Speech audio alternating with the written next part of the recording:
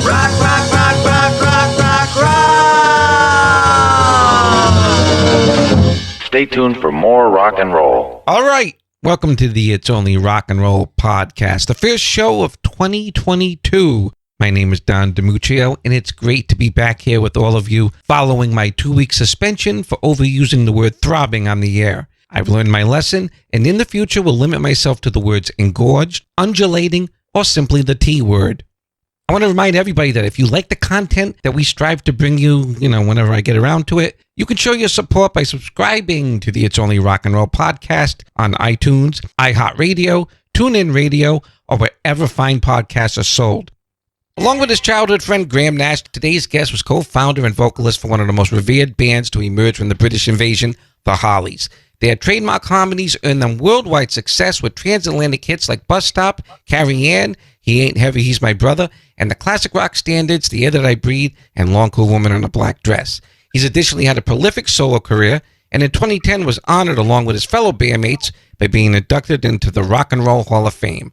Please welcome to the It's Only Rock and Roll podcast, one of the great voices of the rock era, Allan Clarke. Good morning, Mr. Clarke. How are you? Good morning, Lonnie. I'm fine, thanks. Thank you for that introduction there. Well, it's all true. Okay, if you think so. And a few million people think so, too. Oh, good. Well, I'm still here, and I'm still doing things. Well, I had read that you'd been somewhat retired from the music business, but you did release a great album in 2019 called Resurgence. And you don't strike me as someone who just kind of sits around and waits for the royalties to roll in. You seem like a pretty active guy. So how you been keeping up and keeping busy during this lockdown and the whole pandemic thing? Well, I hadn't done anything for a number of years because, it is common knowledge that I actually gave up the business back in 2000. Well, it was 20 years ago, 22 years ago for numerous things. My throat, my vocal cords had given up. And my wife, Jenny, had got cancer for the second time. So our future was quite uncertain. So we decided that we'd just spend the time with each other, hoping that, things were going to go great for us. Mm-hmm. My wife is still with me. It's now 58 years we've been married. God bless you. I feel very lucky with having her for that long. And when COVID actually came in, like about 3 years ago, nobody was able to go out, even myself. So I decided that maybe I should try and write some music again. So I started writing poetry and showed it to a few friends. They liked what I was doing and said, you should put this to music. So what I did, I went to my computer and I noticed there was a little thing on it called GarageBand, which had been there for the last 10 years there, sitting, staring at me. So I opened it up and my son Toby, who teaches music, came up from London and showed me how to sort of get back into making music by using GarageBand. And that was the start of me writing for an album without me knowing whether it was going to go anywhere or not. But a friend of mine, 𝗙𝗲𝗃𝗃𝗃 from BMG, came along and said, I'd like to release the album.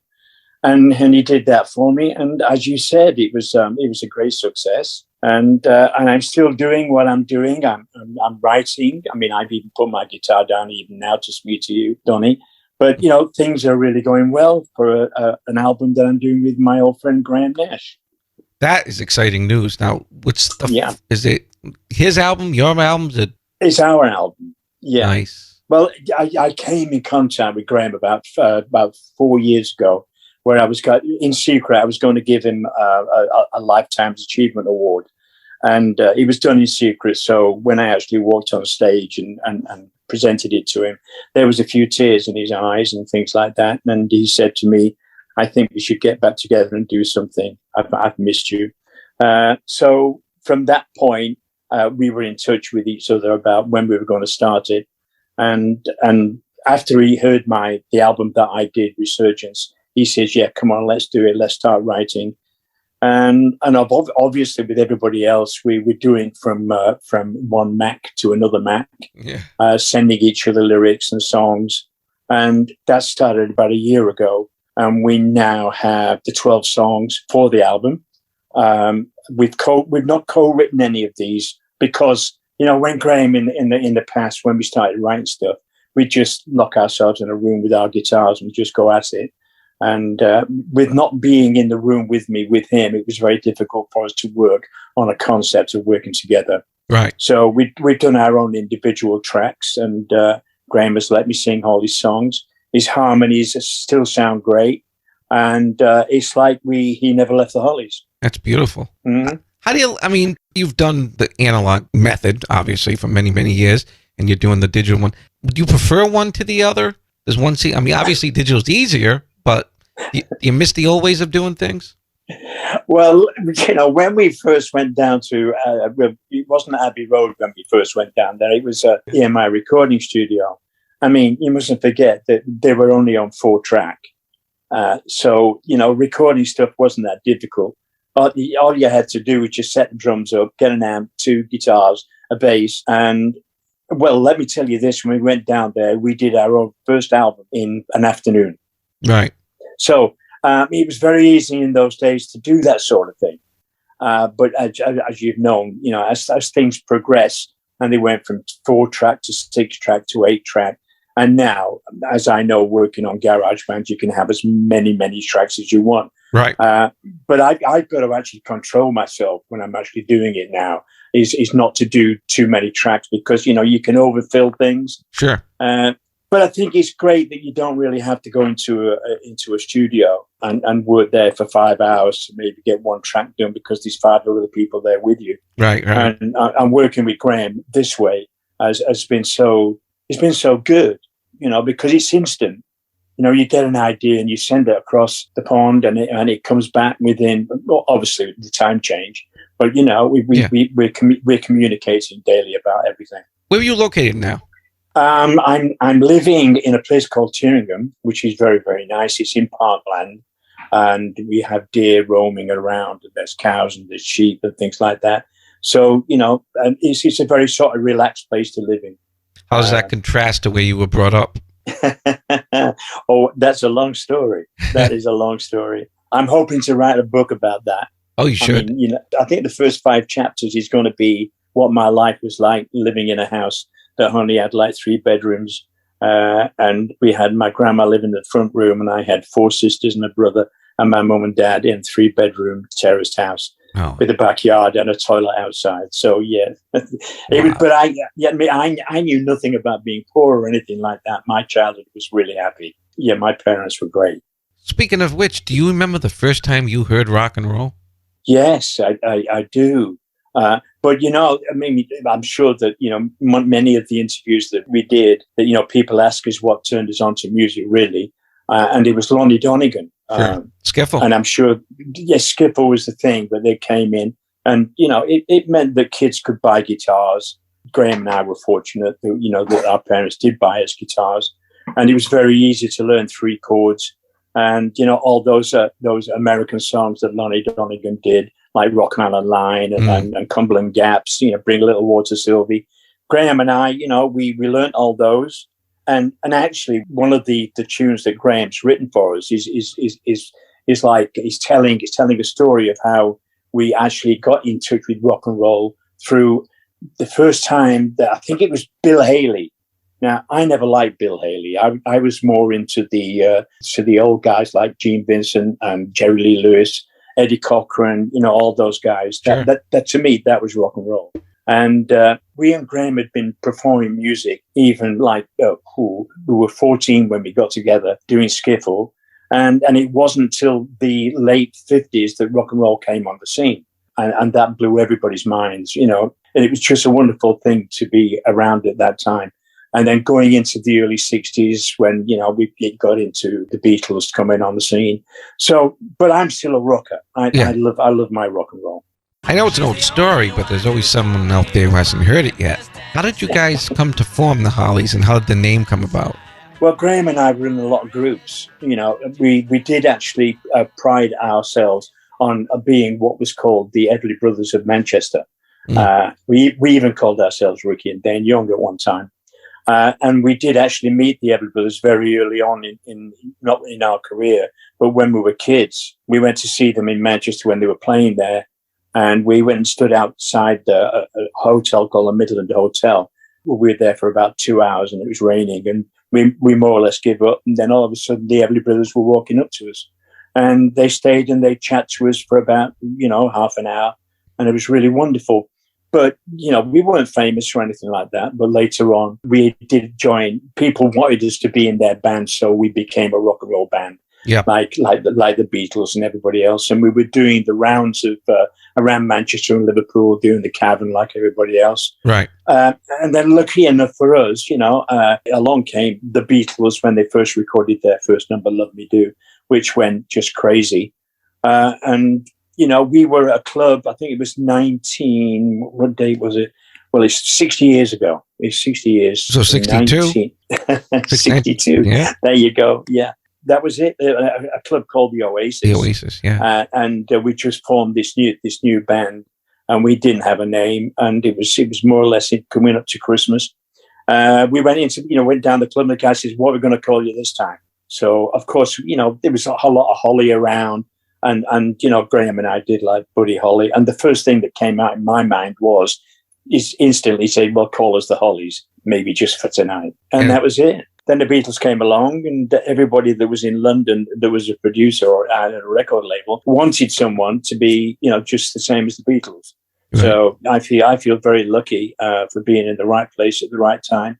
Was that Ron Richards? Ron Richards. He came to the Cavern and saw us and said, "Right, we'll come down to the recording studios and we'll see if you've got what it takes." Well, we did. And the next year, 1963, we started making records. Just to backtrack a little, you mentioned the Beatles, you mentioned the Cavern. Did you guys have any kind of personal relationship with them? Oh, we knew each other. There was always this story going around, that we didn't speak to each other and things like that. But, that was unreal. I mean, those days, groups got together. When you toured, you were on a bus with the Rolling Stones or Dave Clark 5 and things like that. We never toured with the Beatles, but we did play in certain gigs when they were there at the same time. And of course, how could you not be friends with four guys like that? And we were always coming in and out of the studios, seeing what each one was doing and things like that. Until when they got the Sgt. Pepper's album, as they were doing that, there was a bit of secrecy about that. Right. But no, there was never any contention between us at all. I'd heard in an interview with Graham where he said basically that the trademark Hollies vocal sound didn't start in earnest until your guitar player, Tony Hicks, began singing harmony with you guys. Do you agree with that assessment? No, I don't agree with that at all. Okay. No. I mean, okay, it was a part, I think, that came in that Ron Richards says, well, you have to get maybe a bass harmony on this. And I must admit, right from the start, it was very difficult for Tony to get involved with actually singing the low harmonies. So where Graham and I, like we can go into a room and we'll play a song, and instantly when I start singing, Graham will harmonize with me like perfectly. Yeah. So when Tony came in, we sort of had to give him a few lessons to do this and to do that. But when he finally got it, then it was okay. And you mentioned that first album for Parlophone, Staying with the Hollies. Yeah. What a great record. There's some very cool covers on that. Well, basically, those were the sort of tunes that we used to do on stage, like everybody else. I mean, luckily enough, there was all in the late 60s. There were people where I was. It was the Manchester Ship Canal, and all the boats that came in. There was guys that had been to America and bought records, and when they brought them over, they were passing them around for people to listen to. And then luckily enough, they started getting played on the radio. So, we sort of emulated all that stuff that we were hearing that came over via merchant ships and things like that. And I'm sure that if you speak to anybody else, that they will say the same thing. You guys covered Dr. Feelgood's Mr. Moonlight before the Beatles did. Yes, we did. Yeah, I think we did a lot of things before the Beatles did. But let's face it, they were the most famous group in the world. Walking into EMI for that first time. Yeah. What are your initial memories of that? I mean, it had to be, was that your first time in a studio? Of course. I mean, Graham and I had been in a local recording booth and done things like that, but nothing to go into a studio. And it was the number one studio that we went into with a long staircase, which is the famous one. Yeah. And to be in a space where people were saying to you, well, why don't you give us what you do? Just play anything. The only thing that we could do was to do what we did on stage, which again was very easy because the recording techniques then were only 4-track. I think Buddy actually did the first thing where he would overdub things, Right. by bouncing, which was great later on, which meant, you could play a tambourine and sing at the same time. Yeah, right. But, but yeah, it was very exciting. I gave up my job. Which was? I didn't give up my job until we'd actually been accepted by EMI. But my job at that time, I was working in a cotton mill. I was a jacquard cutter. I was a cook carrier. I was there for about 2.5 years. And I was there when I actually closed it down myself. I closed the mill down. Put them out of business. I was the only person that could unhook the jacquards from the looms. So there you go. There you go. But from there, I went to the recording studio, and then a day later, they rang and they said, "Okay, you've passed. We've got some stuff now. The Hollies are going to be out on record next year." And you guys had a lot of success in England, but it seems that, like a lot of the British bands, the Who, even the Beatles themselves and the Stones, America took a little longer. And I think your first trip here was in '65. Yeah, it was about that time. Yeah. I think Buzzstop was the first one that got the Americans interested.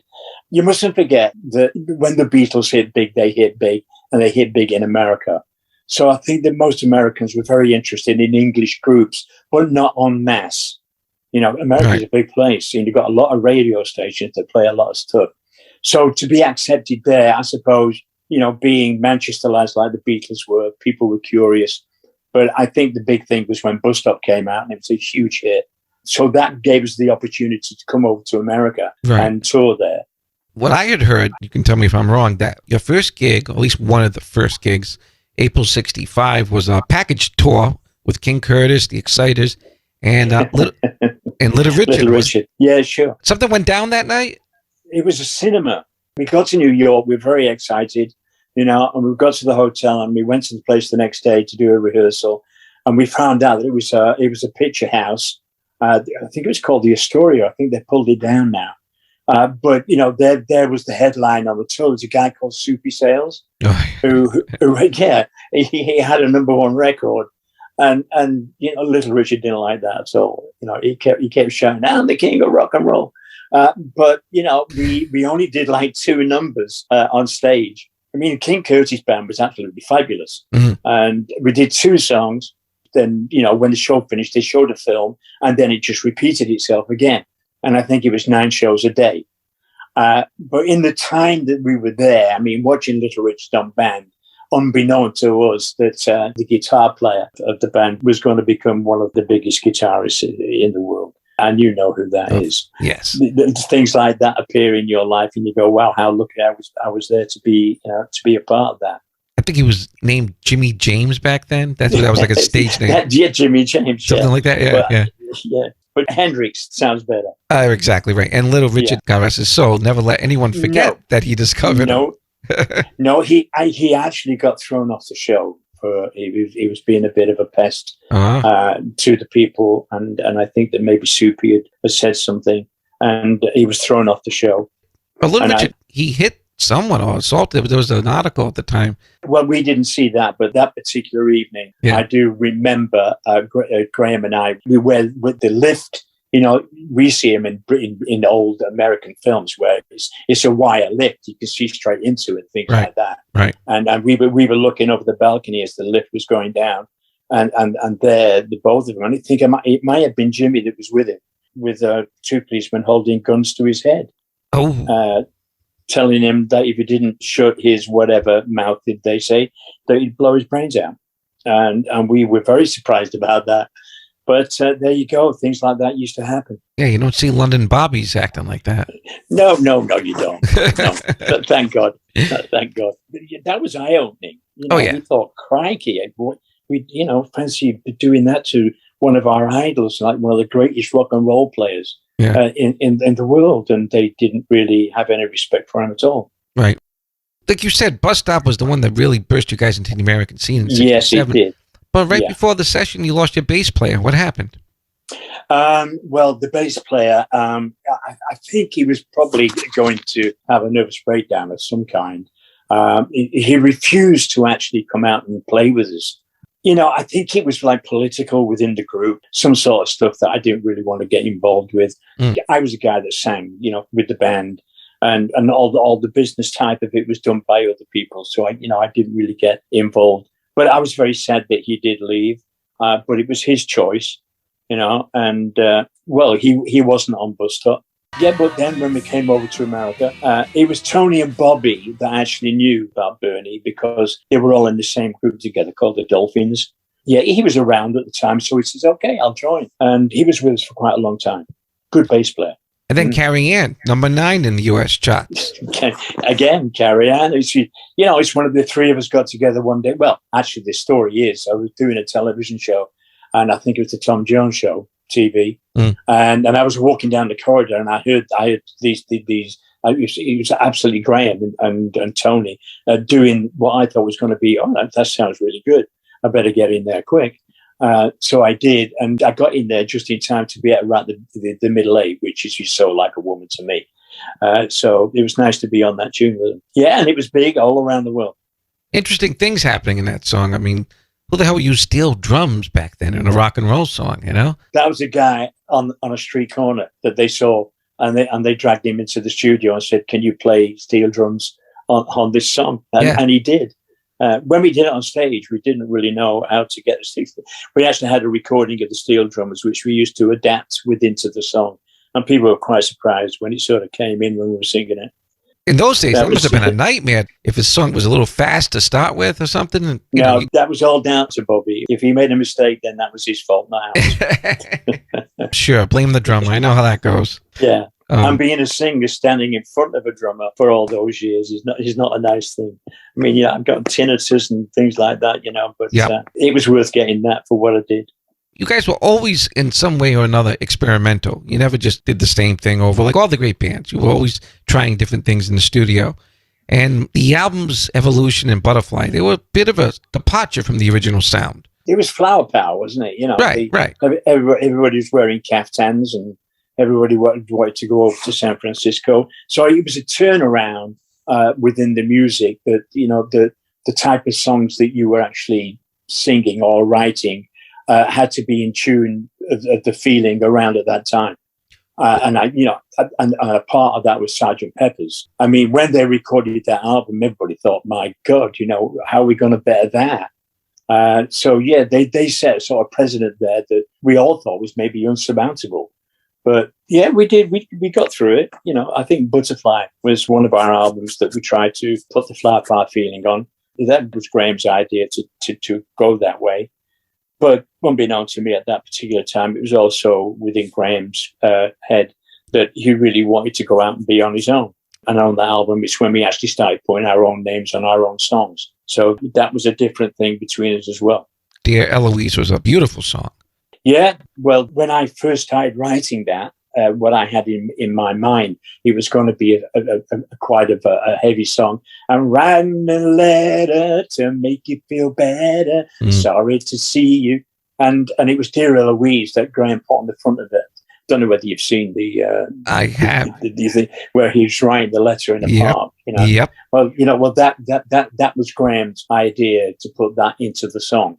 And it fitted, It was 2 songs in one. Yeah. Like a day in the life. Yeah, why not? Yeah, but yeah, okay. No, I wouldn't say it was, not in a million years. But, that's funny because, again, it's commercially viable as anything else you guys ever did, but it wasn't the big gangbuster hit that the company probably would have wanted. No, we never really got as big as we should have done on the stage, really. And it could have been down to management. It could be down to a lot of other things. And, we don't really know why, but, you have to face that. And then off the heels of that, you wrote Jennifer Eccles, which is completely different. Graham didn't like us not having a hit with 𝗙𝗪𝗧𝗃 because Graham was in charge of that, and what he did, he tried everything he could to make it be a standard hit, as big as anything that the Beatles had done. Right. And even Ron Richards, our producer, he said, "No, I don't think this is going to be a hit, Graham. I don't think we should put this out." But they did, and when you say it wasn't a hit, it made number 15 in the charts. Yeah, I mean, that's not shabby. Yeah, but I mean, it disappointed Graham. Yeah, I mean, I was pretty disappointed, because I wanted him to be right about it. And I remember the night we all got together, and Jenny was with my wife and Graham's wife, Rose. We were sat in his apartment, and we says, well, there you go. That's not worked. What should we do? So we decided that we'd really write a silly song. And the four of us finished it, called Jennifer Eccles, because my wife's Jenny, and Graham's wife was Eccles. That was her maiden name. Mm. And we did Jennifer Eccles. We went in and recorded it. And to Graham's dismay, it made number 2. Boy, there's something very cynical about that. It is, you know. Yeah. I mean, it was a commercial record. That's what the Hollies did, you know, and the people went, oh, there they are. They're back again. And then Graham, I think, then decided at that particular time it was time for him to leave. Well, talk about that. I don't want to say how did that feel. I'm sure it didn't feel good at all. But I mean, what were the circumstances surrounding literally him leaving and you finding out? Well, you know, I'm not really going to go into that in a personal way, but I was pretty devastated. There was a feeling that something was up. You know, Graham was very restless, and I knew he was going to America quite a lot, and he was getting himself involved. I do remember being in Los Angeles at the 𝗀𝗏𝗃𝗀𝗃 𝗀𝗏𝗃, and I remember that we did a show there, we were in Los Angeles. And I remember when we went back to the hotel, there was me, Graham, David Crosby, and Stephen Stills. And I'd met Steve before that through the Buffalo Springfield. And I remember when they came to me in the club and said, will you come and listen to our album? We'd like, you know, see what you think of it. I went to their hotel, and they actually put me in a cupboard, would you believe, with 2 speakers. And as they closed the book, there was a lot of smoke going in. And you know what that smoke was. And I wasn't used to that. But when I came out, I was just high as a kite. And to this day, my most favorite song is Expecting to Fly by Neil Young. Mm. And then I met Stephen, obviously, after that. And I think the three of them at that particular night bonded. And I think that was the beginning of Graham really thinking about it seriously. And he did it very quietly. How did you feel the first time you heard Crosby, Stills, Nash and Young? Well, I knew it was going to be good because there's 3 of my favorite bands there. That trio couldn't fail. Mm. They couldn't fail. I mean, it just could not fail. And the stuff that came out of there, the Deja Vu album and all that, I mean, it was completely brilliant. I mean, Deja Vu is one of my favorite albums. Me too. I mean, Graham deserved everything that he got out of that group. And I think he was the mainstay of them keeping together for that length of time. Because I'm pretty sure that a lot of things that went on that would have broken the group up if it wasn't Graham being. Right. But yet the Hollies, right on the heels of him leaving pretty much, you had a hit single, Sorry Suzanne. So there must have been a sense of satisfaction. It's only human. Well, I wasn't ringing him up saying, there, you know, you shouldn't let blah, blah, blah, because I know he was never going to return. Right. But I mean, he has said himself that he was very surprised that he never said that he thought in his head that when he left, we wouldn't have a career. Right. But I decided that, you know, he's not the lead singer, I'm the lead singer. So let's see what happens in the future for us. And luckily enough for us, like Sorry Suzanne was in the right frame of mind for what the people really wanted. Right. You know, and then when Terry Sylvester, who I thought, you know, he filled Graham's position fabulously. His voice and mine just melded together. Mm-hmm. If not as good as Graham, you know. Different, just different. It was different, but he's a great harmonizer, as good as Graham, I think. But I won't put him above that, obviously, for obvious reasons. But, you know, I mean, he became a friend. We palled out quite a lot. And then when the Air That I Breathe came along, and I mean, he soared in that with me, and he and Heavy, those 2 great hits that people would never think that the Hollies would do stuff like that. The Everly Brothers came back into our life at that particular time because it was Phil that actually recorded that song first. Right. And I heard his album and took it into the guys and said, we should do this. And, you know, that happened. And I think actually the Air That I Breathe was the last hit we had in 1974. He Ain't Heavy. That was co-written by Bob Scott, who also wrote A Taste of Honey, if I'm not mistaken. That's right. Bob Russell. And Bob Russell. And Bob Russell died only a year after you guys had the hit with it. Yeah, he did. And, I think the story is that his wife sent a letter saying, thank you for making that such a hit, because it helped to pay for, obviously for his hospital fees and things like that, which we were glad. Of course, of course. But what, a great song, great lyrics, and it was a song that had a message for everybody.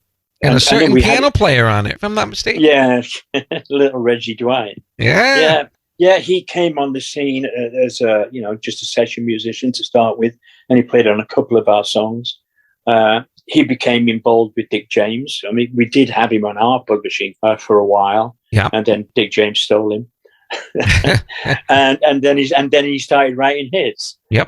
I mean, we've got songs of Elton's which he would never record them, I'm sure, but there they are. We have them in our publishing company, just gathering dust.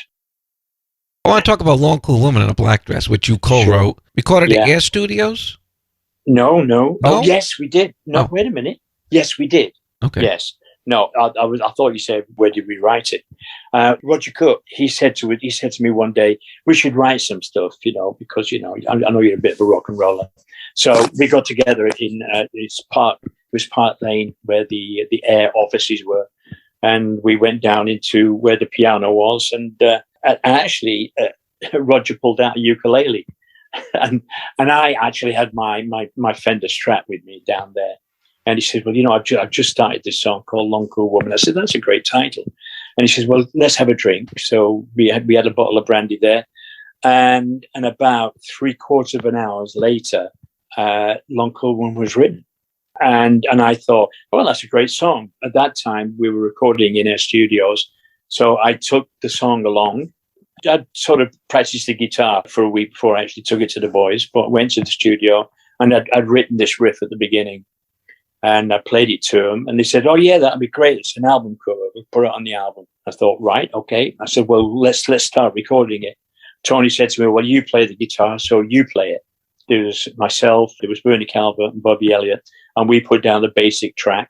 Tony came along, and he did guitars on the top of that as well. And then I did the vocal in 2 takes. So the whole thing probably took about an hour and a half to record.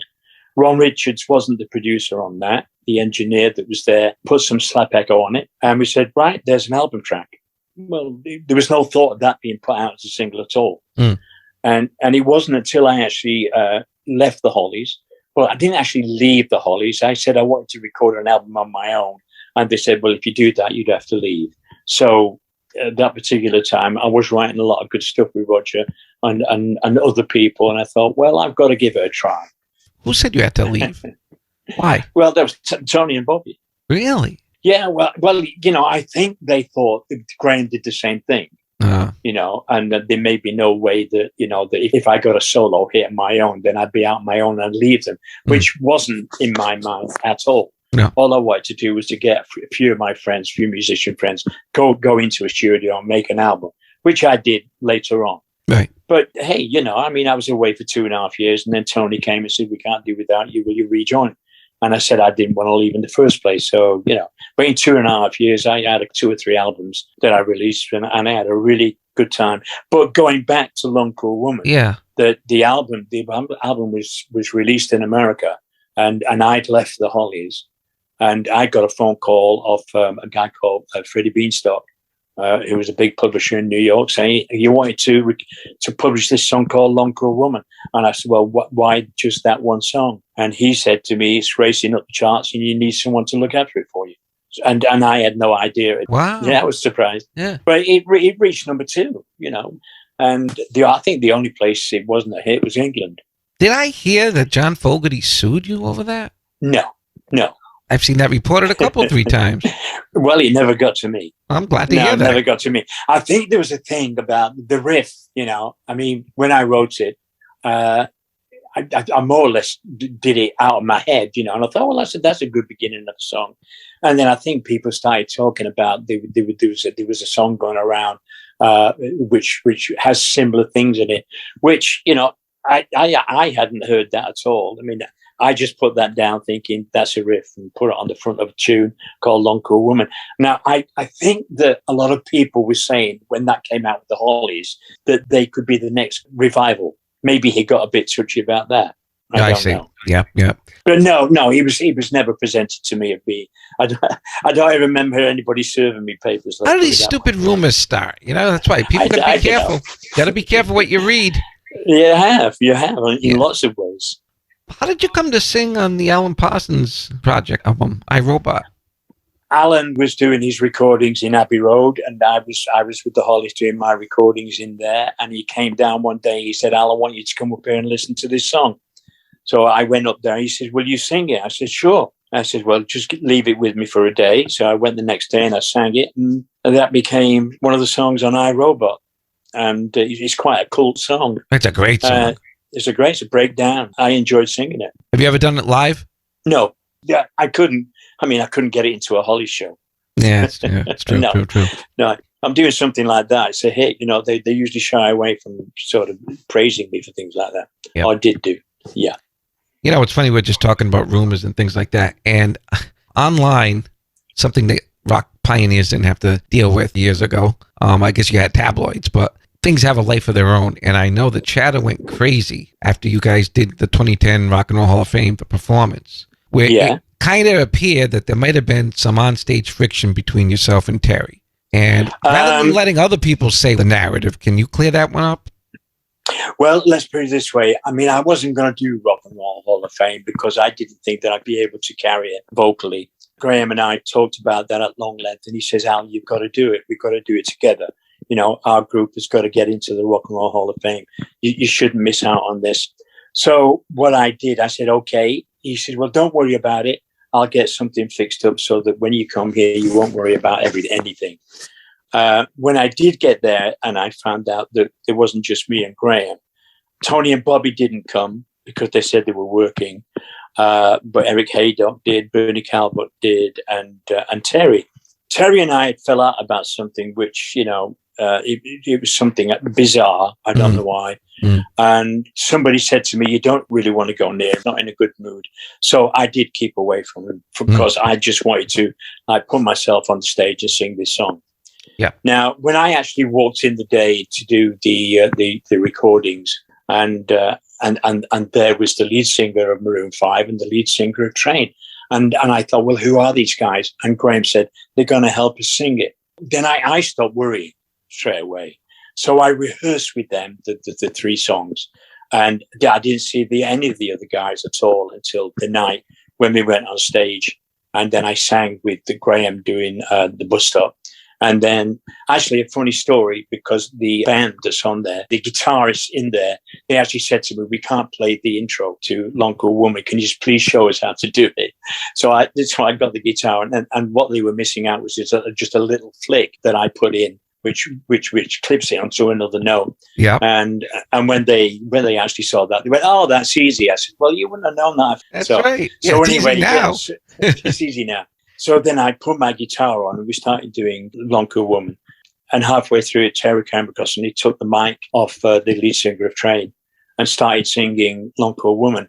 Now, Terry wasn't on 𝗏𝗀𝗧𝗏. He didn't sing it and he didn't play on it. And I thought it was an affront to actually take a microphone of someone else and start singing a song that he wasn't on.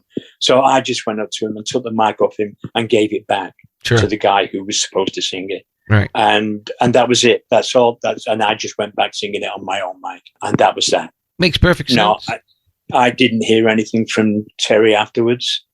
So he was probably upset, but I think that needed to be done. You got the new album with Graham coming out. Any release date set for that? No, we're still working on the album. I just finished the last vocal of one of Graham's songs. So now we're into mixing now. We do have a label that's very interested, but I don't really want to say anything at the moment.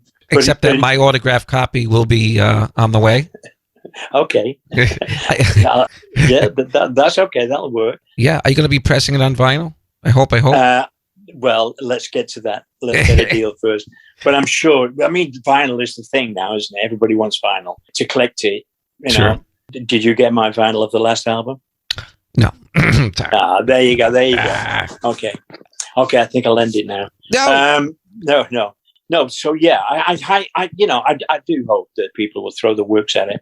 Do you ever see yourself on stage, or even preferably in the studio again, with Tony, Graham, and Bobby? No. Care to expound on why? Not really. I had a great time while I was with the Hollies. They are now out calling themselves the Hollies. There are 4 people on stage who I've never met and are complete strangers to me. So really, for me to go back and actually, no, I wouldn't be able to do that anyway vocally. So no, there would be no chance of me doing that at all. But, I give them my blessings to go out and do what they're doing, Sure. No problem with them using the name? Was there any kind of hassle with that? Or I own a third of the name. But, the guys are out there, they're making a living out of it. Yep. I mean, I don't want to surrender and say, sorry, you can't do that because I own a third of the name. I'm not on stage doing anything. So, no, I don't think it's my right. Maybe when Tony and Bobby leave and they try and go out as the Hollies, then maybe I'll say something. From 1974, that's the Hollies with The Air That I Breathe, featuring the vocals of Allan Clarke, who I want to thank for being on the It's Only Rock and Roll podcast. Be sure to keep an eye out for his and Graham Nash's new album, which marks the first time they've recorded together since 1983. If you want to reach out to us, you can do so online at www.itsonlyrockandrollpodcast.com or on Facebook, Instagram, TikTok, or YouTube at It's Only Rock and Roll Podcast. Typed out as all one word, no abbreviations or spaces, please. God, get it through your thick heads, huh? We'll be coming out with fresh new interviews from some incredible artists real soon, so be sure to subscribe so you never miss a show. Thanks for listening to the It's Only Rock and Roll Podcast.